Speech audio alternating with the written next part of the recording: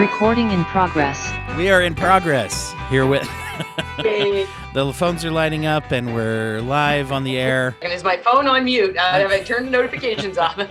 Wink 104 FM. That was a radio station near where I grew up in Pennsylvania. Anyway, I was just saying as we're hitting record, I'm really excited to talk about this. You've launched so much recently, and I've seen your materials coming out, and we talk so much about specific lessons from superheroes and media and you know, nerddom. I wanted to talk more about your general approach. We've talked about the theory of applying superpowers to symptoms, but I kind of wanted to get into a little bit today of how do people do that? How do people find their own superpowers, you know? Well, I guess the best way to start is sort of give it a little bit of a background, because what happened was, again, my kids and I are neurodivergent and have lived experience of mental health issues. And what's interesting is how they've sort of evolved. And one of the struggles that my youngest one had was that it took him a decade to get diagnosed with anything. Meanwhile, I saw stuff from a very early age. And so what happened was he literally had like a meltdown when he was about 7.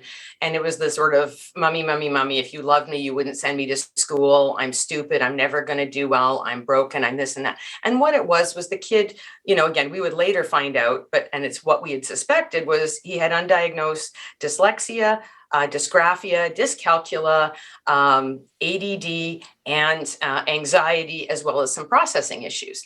And so it was one of those things that what I found myself saying to him in that moment was, you know, sweetheart, you are not broken. Everything that he had rattled off as wrong with him, I reframed to find an asset. And I said, there's nothing wrong with you. You're like an X-Man. You have mutant superpowers. I said, think about Cyclops. Look at him. Like, you know, look how he almost blew up the bathroom at his school and all these other kinds of things. But once he, you know, started working with Professor X, once he had that visor, he can like do all of these awesome things. He can protect people. He can look after his friends. He can do all of this stuff. But if he doesn't put his visor down in the morning, you know, he's going to set his underwear on fire getting ready for school. So, you know, the good, the bad. And so what happened was I basically, we finished the conversation and I caught myself and I went, oh my God, did I just like blow smoke at my kid? And I realized that through my own sort of history and my own things, I had been taking tools and I had been reframing them. And this was just putting them in a way where I could, instead of telling a kid, well, you know, let's do a grounded meditation practice, or, hey, honey, let mommy just whip out her CBT, you know, workbook here. It was about helping him see himself in an empowered way. And it wasn't and this is, again, a question that some folks have had, aren't just superpowers just about, you know, fluffing people up and it's all positive. And it's like, you know, when anybody talks about superpowers and they only talk about the positive, like, I bake awesome cakes, that's my superpower. It's like, superpowers are not just the thing you do well. Superpowers are something that you live with, that you can, that you have to balance. And that, yes, while you can extract this thing, we talked about a lot of origin films. How many origin films are about striking that balance? And whether it's the, you know, Spidey trying to figure out what to do with those things and all the embarrassing things the teenager does as a result, whether it's Tony and the various iterations in the lab, you know, whacking himself into a wall, you know, all of those things. It's always about the struggle. And that we also see how with folks that aren't healed, that's usually where the, you know, the anti-heroes come in. So it's this idea of reframing to find assets. And I started off with the X-Men. So it was, you know, talking to him about Cyclops, using Wolverine as an example of my own experience with trauma. And then using even things like Professor X and Magneto as two sides of the same coin, and why Magneto isn't a villain. He's just a wonderful example of hurt people. And as somebody that's experienced stigma the way he has, it's no wonder that he's defensive, lashes out, this and that. But does, you know, Xavier ever turn his back on him? No. If anything, he understands that he came from in a sense, a more privileged position of his mutation. He got to do all of these things. So he can be that, you know, bridge building, empathetic, you know, working with the, you know, the non-mutants kind of person in a way that you're just never going to get out of Eric. Yeah. That's just, you know, and that's okay. So that's where it started with, like, this is literally something that started, gosh, I guess it's over a decade ago, just as a way of having conversations about mental health and neurodivergence as a family and using these different metaphors. And of course, this all happened as these movies started coming out. So every time we went to see a movie, because, like, again, as you can tell, like, nerd girl here. So, I mean, my kids were like, weaned on this stuff. I mean, the running joke is Peter Parker or Spider-Man in some iteration is always the gateway. Right. It starts off with Spidey, and then the next thing you know. And a great gateway and example for what we're talking about was, we said before, I think that people, if they think of superpowers as only good, they haven't really, I would even suggest, watched, necessarily read between the. It's pretty overt, actually, to be honest with you. Nothing against people who haven't picked up on it. But especially if you're a comic reader and you've watched, I think, some of the new materials that delve a little bit deeper, right? You get, you get the weakness side of the same thing. There's and also they're a burden. Spidey doesn't want to be Spidey most of the time, and oftentimes gets in the way of him having a normal life.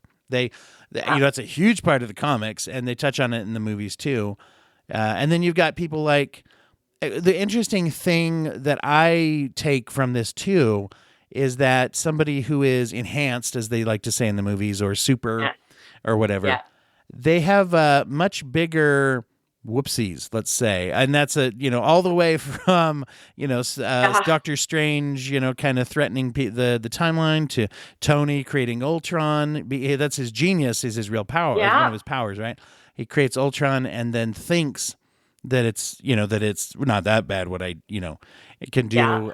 And or even all the way up to recent, the Loki TV show has a redemptive arc for someone who essentially was perpetuating a genocidal approach to conquering a planet, right? And so it's kind of like, and there's lots of feelings about that philosophically in the fan community of, is that person redeemable? But the idea being that, oh man, if I have an addiction problem, my mistakes have greater consequences. If I am suicidal or highly anxious, if I don't tend to my mental health, something bad will happen to myself or others in my life pretty quickly. And I like that side of it too. I think that's part of the reframing aspect of it is this idea to see that there are, there's two sides. So it's not just a fluff thing. It's not an excuse. It's to see that there are challenges. And that, I think for me, the other part of it is that the characters are close enough and relatable enough that, again, so you are empathetic to Peter Parker, or you see these struggles and you're empathetic. You've seen what's happened to Bucky and what he's doing. And at the same time, you have empathy because of how his head's been messed with Hydra. And you see all of these things. And so it's really interesting. It's that thing where if something's happening outside of us and the character is relatable, we can be empathetic towards them. And so what I find with the characters is that, again, you don't have to be a hardcore nerd. This stuff has become much more mainstream. And the fact, too, that they even launched the MCU with Iron Man, who wasn't, considered a mainstream character. But I mean, I looked at the Robert Downey Jr. casting and went, oh, wow, demon in a bottle. Yeah. Dude's been like, from a method acting perspective, his life set him up. Yeah, he's been Tony Stark. I mean, how do you not cast him as Tony Stark? Yeah, exactly. And he brings almost a gross realism to the narcissistic vibe at first, especially, but also has that ability to carry that through because, like you say, and in that case, it's not only like, oh, he's giving a performance you can relate to real life. It's like he's bringing his experience. I mean, how can he help? But exactly. And again, and a wonderful long-term, redemptive arc. So that's for me what it is that it creates. First of all, it's a safe, familiar place to have these conversations, so that, because one of the things that always bothered me, and again, this was coming from some like wonderful, loving, empathetic practitioners, but as somebody with lived experience, a lot of times there's still that thing. And again, maybe it is even your own internalized filter at the time when you're in that place, but you feel like you're being should upon and things are homework. And there's a clinical aspect. So for me, there's like a relatability to it for starters.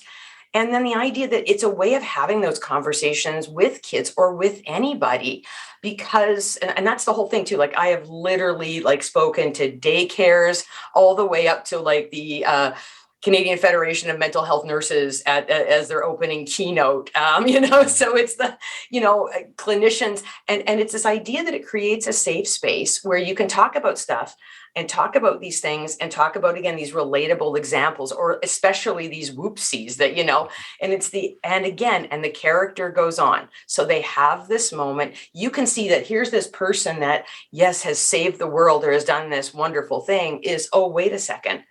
They're also human.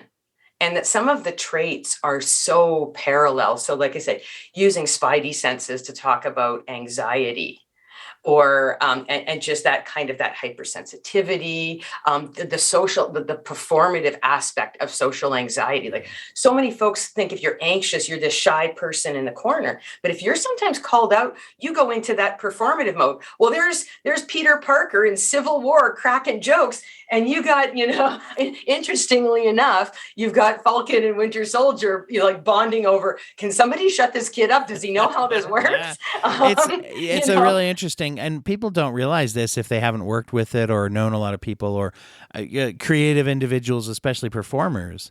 Anxiety, and especially social anxiety, is surprisingly common, and it's not surprising anymore if you understand anxiety, but you get to a point where you realize like there's a control feature in that performative nature. Someone can get up and give a speech or deliver this or deliver that, and then get off stage and go to a party and be totally out of their element, fish out of water, and I got to leave early, right? Kind of a thing. I gave a training one time. I was doing a training for domestic violence respondents, first responders in shelters and staff there, and long time ago. And I was presenting about different mental health things and symptoms they may see, and did this big thing about anxiety.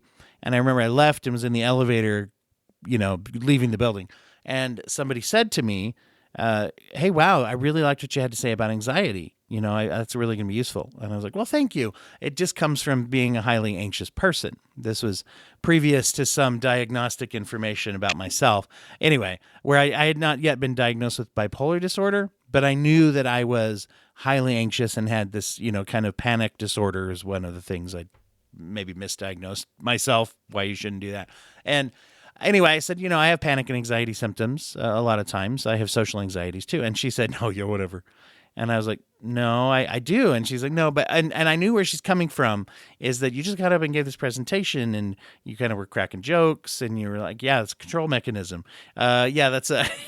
Honestly, this is exactly it. Like put me in front of a crowd of 2,000 people and I have no problems. I am not nervous. It was what made teaching easy. It was what made, and in fact, in some cases kind of recharged my batteries. I could do certain kinds of things. And then going into elected office, like I had no problem dealing with media and stuff like that because there was a whole performative thing. And again, my anxiety brain had already run me through so many things. Like I always sit there and, especially when you're in elected office and you're in government, we have a question period. So you take questions from the opposition and you're obviously open to criticism.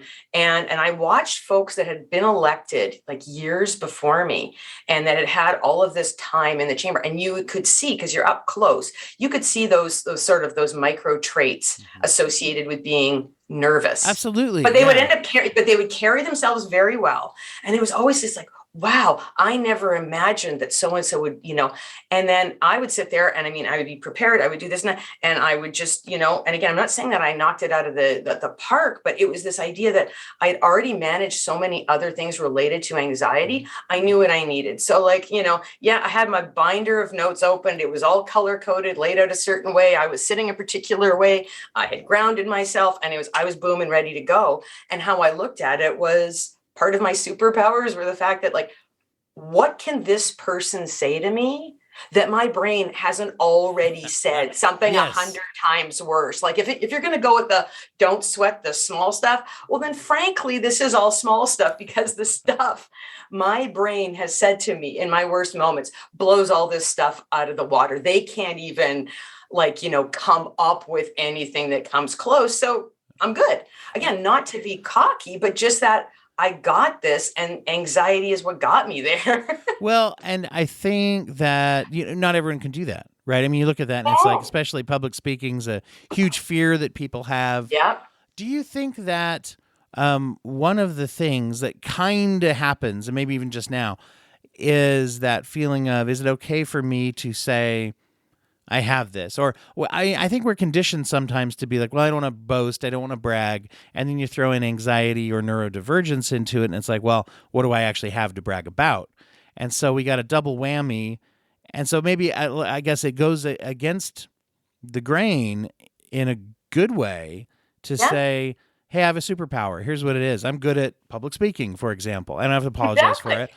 it. Because and I really don't want to apologize for it, because man, there's a downside to that other side of that strength. The other side of my power is I'm not good at parties or whatever it is, or I'm not Exactly. Oh good no, at I leaving mean, the house. I just had a conversation with a friend of mine who's a psychiatrist, and we talked about this whole thing. And we even talked about how when I was first in university, I started off in a design program in the Faculty of Architecture, ended up being recommended to take this intro anthropology course. It's super easy, won't mess up your GPA. Ended up falling in love with it, taking a couple courses, and then literally at one point in one of these courses that, again, I was taking for electives, the professor came in one day and said, like, are you gone into a party and you're just the person that sits in the corner and you watch and this, and he explained this whole thing. And he basically said, that's being an ethnographer. That's going into a community and being an insider outsider. And I just went, oh my God, there's a profession based on how my brain works. And I ended up doing so my folks, here I am 3 years into a 4-year program. And I'm like, yeah, so I'm switching. Now I ended up coming out with 2 degrees instead, but I had, in university 5 years, but they at least understood my design degree. They did not understand like the anthropology and the art history degree. But it was funny because I went and did this, and he goes like, you realize in retrospect what you did. Yes, you're good at that, and that's what it was, but that was your anxiety. That was your social anxiety brain. So yes, you worked with it, but it wasn't what you thought it was. And that was the part that was really interesting, because it's like oh yeah, like when I thought of my anxiety brain, I thought of oh my God, my brain does all the decision trees. And and said this to you before, the whole, if I burn dinner, my anxiety brain's running the show. Burnt lasagna to the apocalypse in 15 steps and 22 seconds, like without missing a beat. And so it's like, yeah, but that's the decision tree, and you go down the apocalyptic ones. But that same decision tree now that I can reframe and use it and go, oh, brain wants to do decision tree thinking. Well, that's strategic planning. That's, that's being the editor on something. That's being the person that troubleshoots something. That's the person that can do quality assurance, because they're looking at it and they're seeing 15 other things play out. Oh my God, from an elected official perspective, that's issues management. But it's recognizing that if my brain's going to do that anyways, how can I put that to use? What are the tools? How can I catch it? Which is exactly what superheroes do, right? Oh, this thing happens. That was really cool, but crap, I got a hole in my roof. Okay, I've learned the limits. I've learned the focusing things. How do I make sure that I do more of these cool things over there and less putting holes in stuff? And that we even see that when it gets to like saving New York and all these other things, or what happened in Sokovia, again, good intentions can go sideways. So it's that also that place of forgiveness. Like they're not any less superheroes when stuff goes sideways.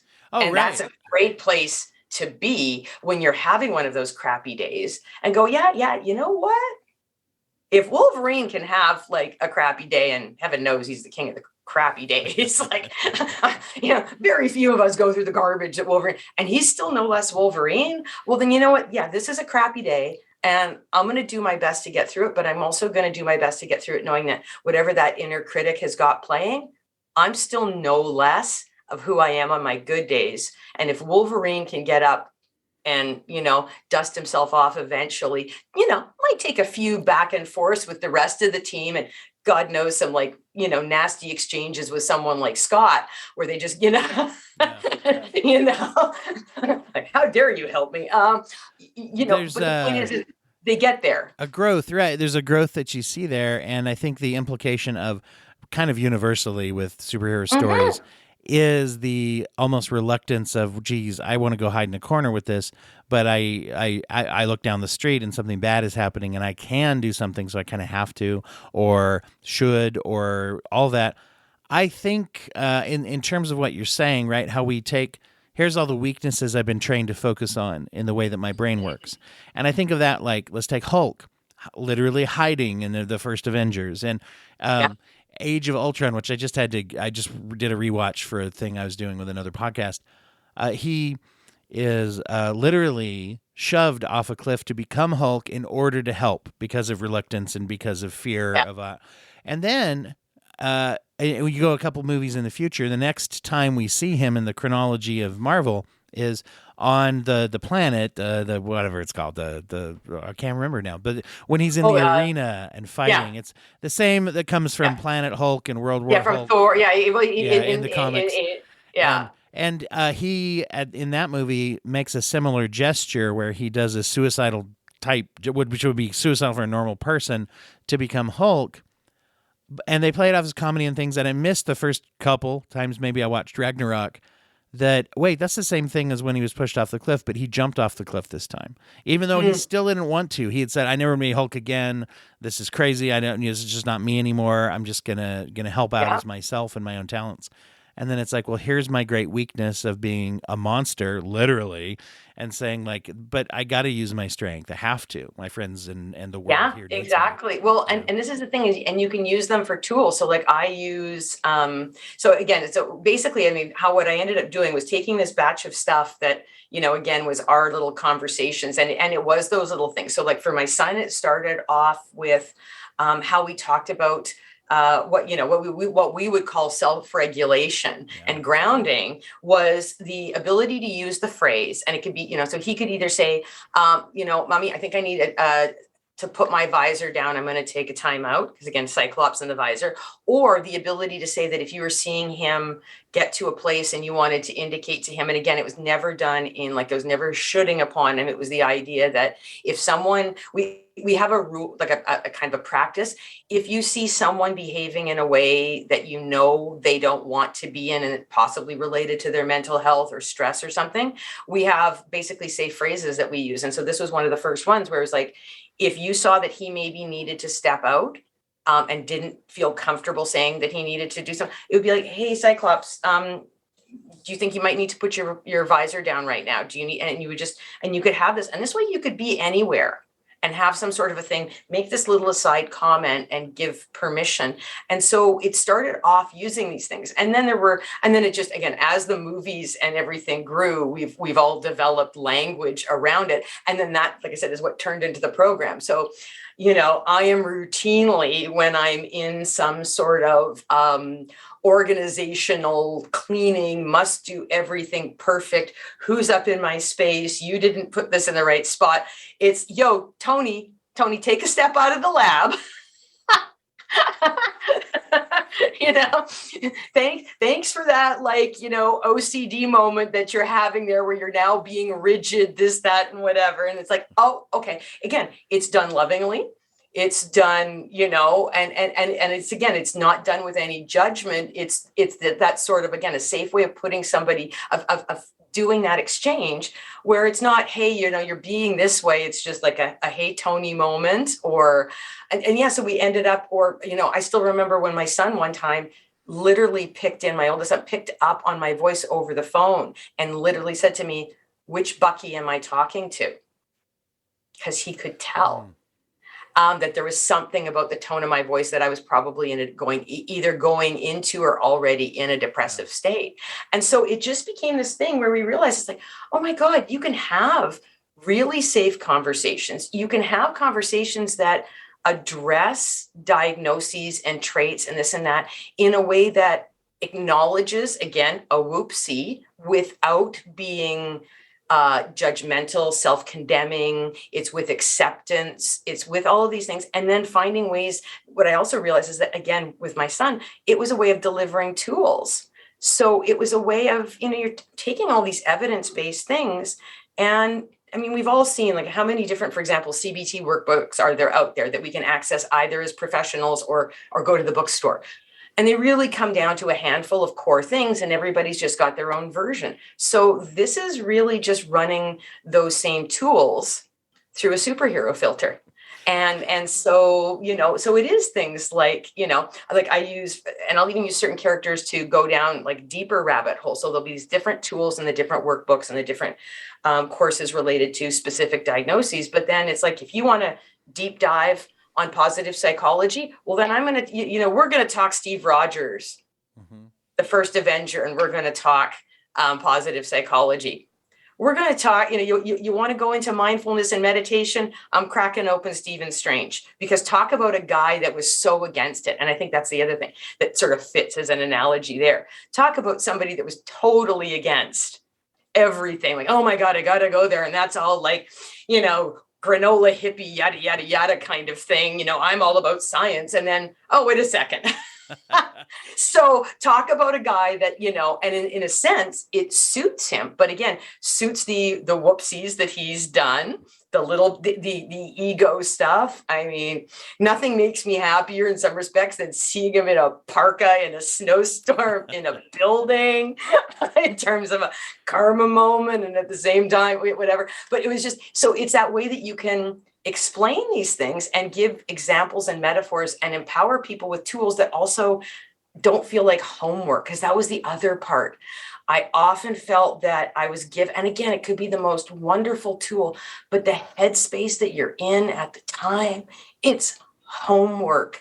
And then you come back to your next clinical appointment, and it's I didn't do the thing, and you're shooting on yourself and all these things where it's like, oh, wait a second, in retrospect, you go, yeah, that's a good tool. And yeah, I use it, but it wasn't handed to me in a way that worked for me at the time. Whereas if I can hand it to somebody in a way that it's like, yeah, I know which, crappy intersection, mental health intersection, what lousy neighborhood you're living in right now. Oh, you're at the corner of anxiety and chronic depression. Well, I live up the street over there at PTSD, and I know what a lousy neighborhood this is, but you know what, hold on, I can, here's this thing, and this is how you can get out of the neighborhood.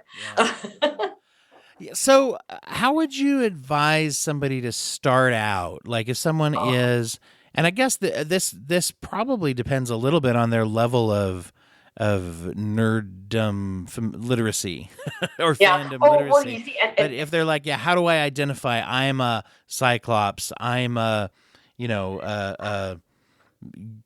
yeah, well, I Mr. usually Magoo. actually start, but one of the first, like, again, before you get sort of like, I'm obsessed with the character or I don't know any of them, I usually start with an exercise in obstacle or opportunity. And so it's the idea of creating a list. And one is, it says obstacle, what they see, and then opportunity, what I can see. And so it's the idea of going through all of those things that, again, and this can even be, especially in, you and I both dealt with this, where it's the whole, you have like a pre-diagnosed phase or, a misdiagnosed phase or something like that, which is not uncommon, nor is it a reflection on something wrong with any of the diagnosing professions. It sometimes has to do with how we're presenting, in what context we're being diagnosed, and what extenuating circumstances are coming out. So in other words, like I was actually misdiagnosed with bipolar 2 because I was presenting at a time that I was going through crisis related to domestic violence. And so what was interesting was that was the diagnosis I was given at the time based on what was happening and the fact that I was having extreme mood swings and other kinds of things that were presenting. But when you go back and you look at the diagnostic clusters, like associated with different things and how there's, that Venn diagrams, there's lots of overlap.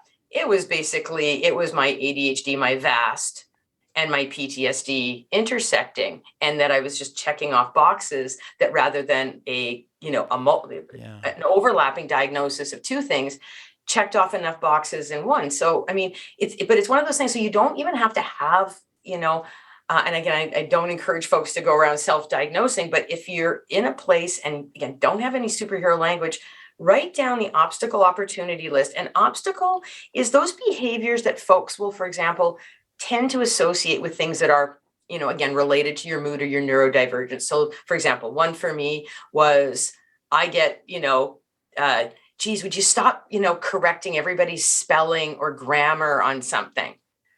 And it's like, I'm sorry, that's what it helped me when I was a professor. It helps with all these other kinds of things. And it's not done as a critique or a judgment. So that's the obstacle is they see me as being picky, finicky, and judging by doing this. And you know what? It may be an OCP, OCD trait. It might be kind of tied into that a little bit, who knows? The opportunity that's there is, well, this means we all hand in a well-written project, whether that's as the group project in high school or whether this is before, this project goes to the printer and to the client. Does it mean I'm infallible in that area? But no, it's a skill set that I can offer. And so I can be proactive and say, look at, and it's go through those little lists and see if there are things, that relate to stuff. So again, the strategic thinking thing. Yes, on one level, I'm a worrywart, is how people would call it. Oh, you're a worrywart. You're overthinking this. I'm like, yeah, you know what? I am overthinking this. And I get that you're only seeing this and you're going 2 steps forward and you're thinking everything's fine. And I get that you don't understand going to step 15 with me. I get that. I'm not going to ask you to go to step 15. But if I'm at least following this through and seeing the wheels starting to come off the bus at 4 and 5, kind of like the proofreading. I'm not saying this judgmentally. I'm doing this to cover all of our butts and save us some grief. And so, I've often joked when I've worked with folks where it's it's great that you got a plan A, but I would like to develop, possibly plans B through L, because I know the amount of energy that it takes to come up with these variations up front when you're not stressed out. Gives you options that should plan A go wrong, you got a batch of stuff to draw from. And that is so much better than only doing plan A, thinking it's going to go tickety-boo. And then all of a sudden stuff goes sideways and you're scrambling. And then you just find yourself tripping over your own feet. And that the amount of energy and again, the potential for going wrong. So again, there's, if I can reframe it that way and own it as an asset and then present it to people as an asset, then they start to see me differently too, hopefully. And so it becomes this way of reframing a lot of the things that you were told were wrong with you. Now, it doesn't allow for, bad behavior. So if I'm pointing out people's spelling mistakes and going like, really, you didn't see the extra E here. Okay, well then that's not okay. So you don't get to use it to like cover up for that. But the point is that if people, if you're putting something forward from a good place and then you're being attacked for doing that because they see judgment in it, then that's an obstacle. So that's everything from, like I said, there's some anxiety stuff, there's some OCP stuff, there's a variety of things. The Bucky and depression. Think about all the stuff that guy has been through and then how he tends to, well, again, do that kind of thinking where it's like he's out of the dark, but that doesn't mean he still doesn't see everything in the shadows that other people don't see. So his feedback and his things are always about these things about, okay, well, where do I fit in? I don't want to be a liability. I want to be an asset. I'm concerned about where I am. And I'm also concerned about all of these other things. Well, that totally parallels the grounded realism. And you want a good historical example? Grumpy old Winston Churchill, who sat there and everybody, brushed him off as this old curmudgeon who's like, yo, guys, Adolf Hitler, he's a problem. No, that's fine. And then all of a sudden, Neville Chamberlain's dragging him out and they're all having to, okay, so that hole we dug with, with Hitler that you warned us about. Yeah, could you pull our butts out of the fire? That was grounded realism. That's Bucky. Mm-hmm. So again, is it a crappy place to live in sometimes? Absolutely. But, you can bring that to I'm not telling you folks to I'm not raining on your parade, but as the person that's sitting here, you got your rose colored glasses on, I got my, my dark depressive shades. Let's find a happy place in the middle. Not saying you can't celebrate this, do that, but kind of like the anxiety brain. Can we put some things in place? Can we be prepared for these things jumping out at the shadows from us? And in most cases with that kind of thinking, there's that expression, do you want to be right or do you want to be happy? It's, you know what? I would so love to be proved wrong. Like, let's take this, all I'm asking is that you take my advice, and nothing would make me happier than to be wrong. I would rather be prepared and wrong than we walk into this blind and might be right, and then we get our butts handed to us. It's interesting. It's interesting when you look at that element of, it's not an excuse for things. There's the old concept that I've heard for a long time, which is, there's blame and then there's responsibility, right? And Bucky's a really good example when you use that. Brainwashed, his training used against, good people and whatever. And, on the one hand, it's not his fault because he's brainwashed, right? Yeah. But then it's showcased in the TV series Falcon and the Winter Soldier. It's funny how it stops being metaphorical, because literally Falcon is telling him, Sam is telling him, go to therapy, literally, right? And then you also see him making amends. Now, you could just chalk that up, right, to the idea of like, well, it wasn't my fault. I'm not going to go. I mean, I don't have to go tell anyone. But then you find out, oh, here's this guy he's hanging out with because he murdered his son, right? And he's like working up the guts to tell him. And when's the right time in a conversation? I was a supervillain for a minute, and it's like, which you got to assume it's an interesting dynamic of that world. If you live in that world and someone's like, so I'm a superhero. Oh, okay, go on. Yeah. Well, and that's the other part too, because we are in those places where, and again, what happens is we beat ourselves up for those things that we did when, our superpowers, went awry, because that's the other part of it is that it's this idea too, and with the framing of it, and why I use it is it kind of covers a lot of bases. So there are some things so for example, neurodivergence you're born with, right? So that's like being born with a mutant gene. There's nothing you can do about it. Right. And sometimes fine, you might present again more like a Charles Xavier, or even, a Jean Grey or somebody else that can, pass. And then other times, no, you're kind of like Mystique and Nightcrawler, and there's just, people see you coming from 50 paces. And so, so it allows for, or, those things that you're born with, but then also sometimes superpowers come to you because something happens to you. And so it's that idea of, what happened in your life. So was it trauma? Was it, and again, using something like, yes, Wolverine was born with a genetic predisposition, but a lot of the stuff, was about what happened to him, how he was everybody's science experiment. Some of which he volunteered for to be a better soldier, right? Exactly. Yeah. And so I just sat there. So much of my initial bonding with him was that literally feeling like I had been other people's psychiatric experiments. Like you feel that kind of thing where somebody, was either, and again, that it's through the filter of the pain, but it was that thing where it's like, yeah, sometimes I am really ticked off. I am not thrilled about the fact that somebody went and literally over medicated me to the point that I ended up with memory issues.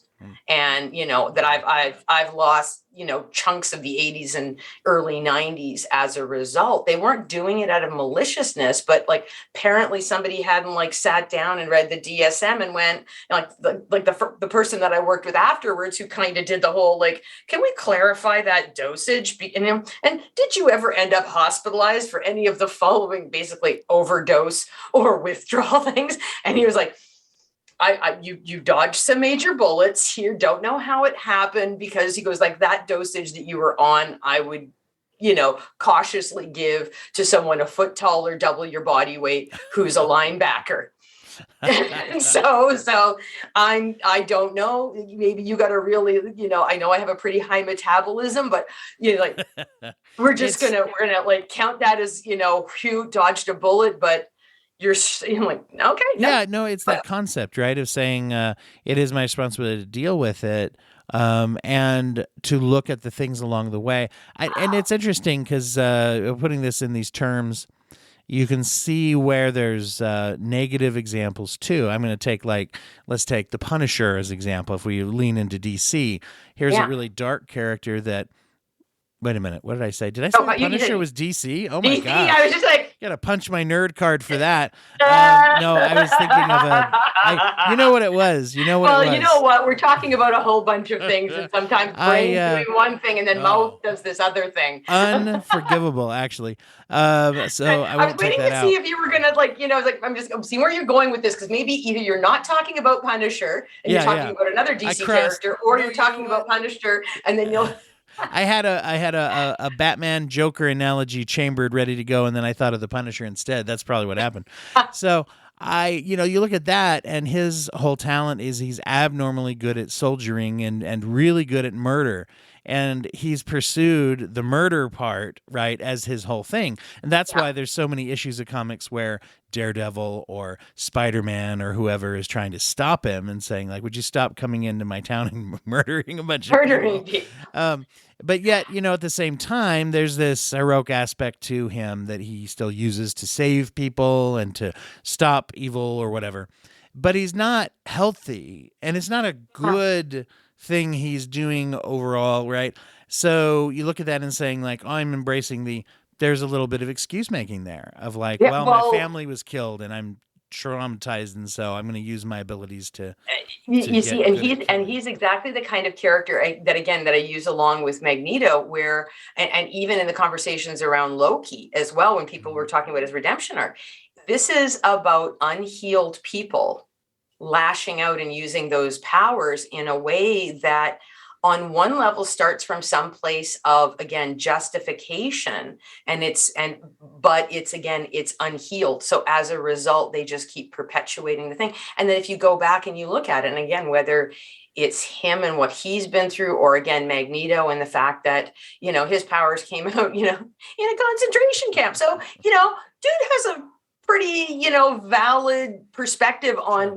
being persecuted. Like this is not some sort of hypothetical paranoia we're dealing with. It's like, dude has literally faced persecution. So if he's a little twitchy about this stuff, you know what? You can't blame him. But then what you see him building is, a group of people that have, again, all faced discrimination, persecution, and that they're basically operating on their hurt. And again, how many folks that have lived with a diagnosis, and again, we people call them out or make comments about the bad behaviors, and you're like, again, you run it through the filter of somebody like a Magneto or a Punisher, and you're going, it doesn't excuse the behavior, but you at least see where they're coming from, and now you see why other characters are trying to intervene. It's because they recognize, and it was the same thing. I mean, Steve did it with Bucky, right? He knew that Bucky was in there. And it was, how do we get Bucky out? Because I know there is good in there. And this is this other stuff.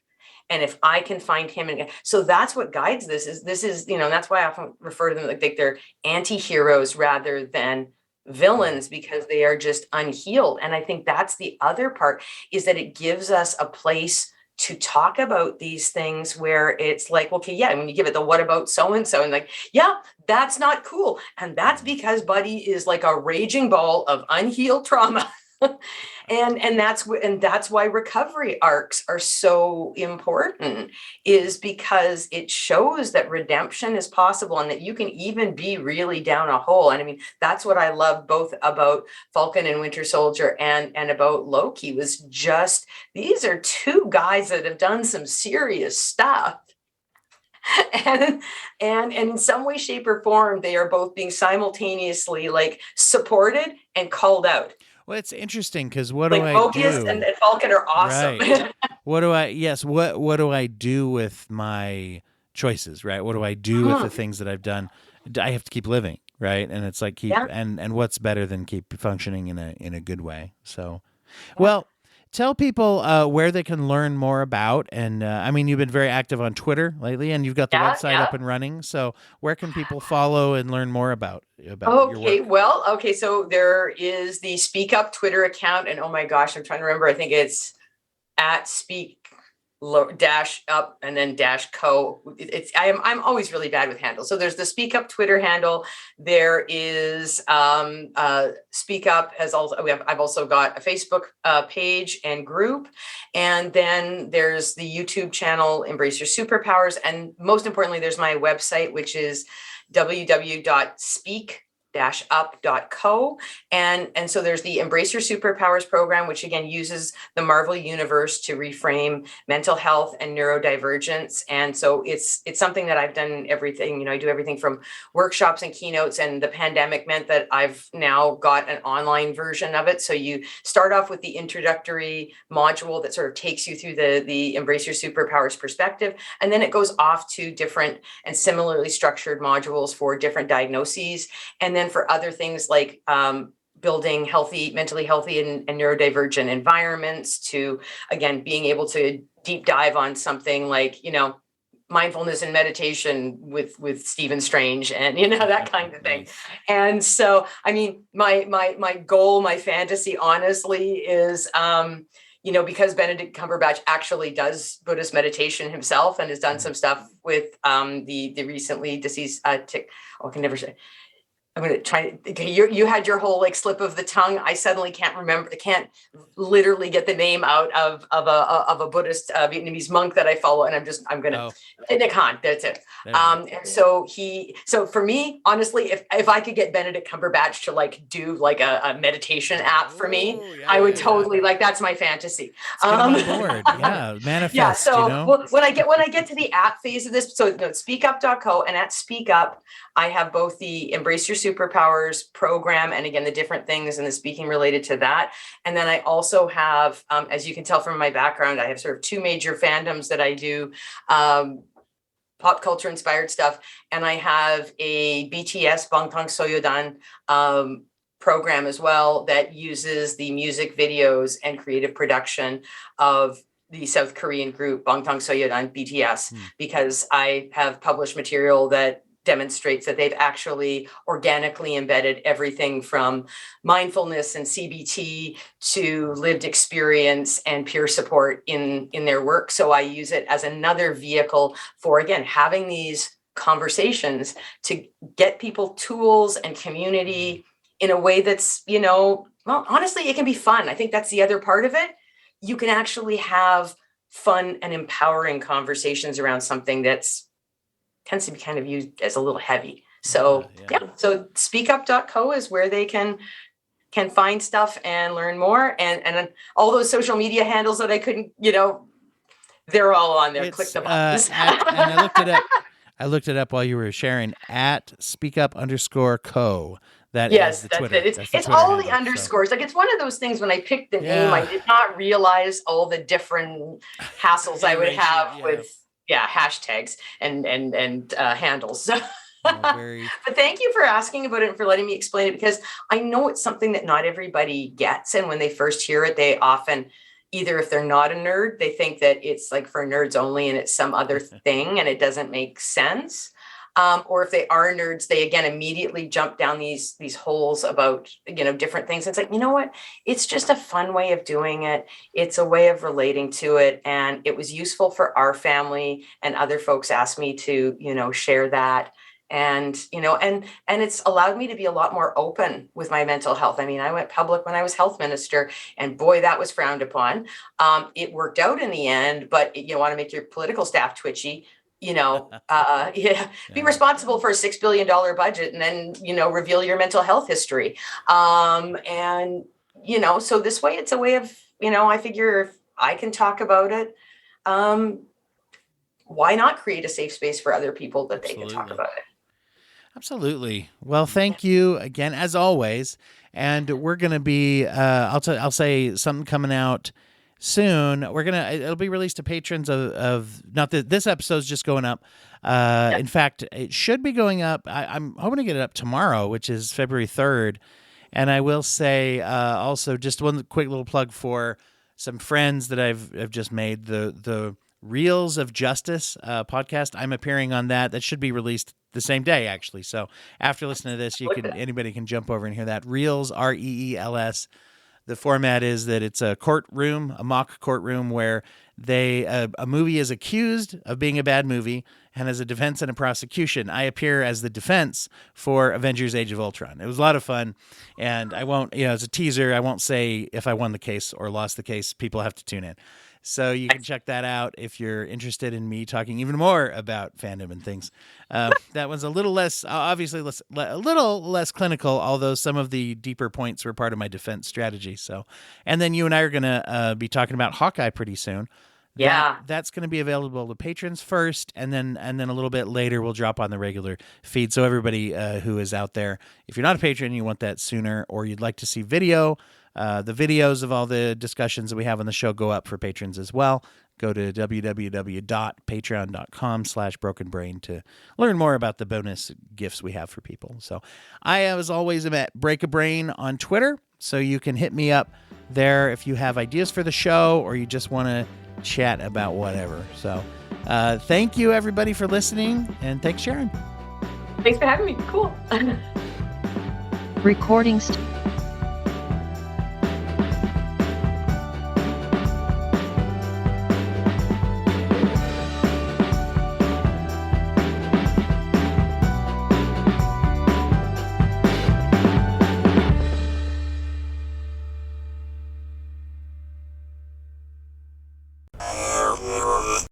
Thank you for listening to the Court and Parts Podcast Network. To listen to more Court and Parts shows, visit courtandarts.com.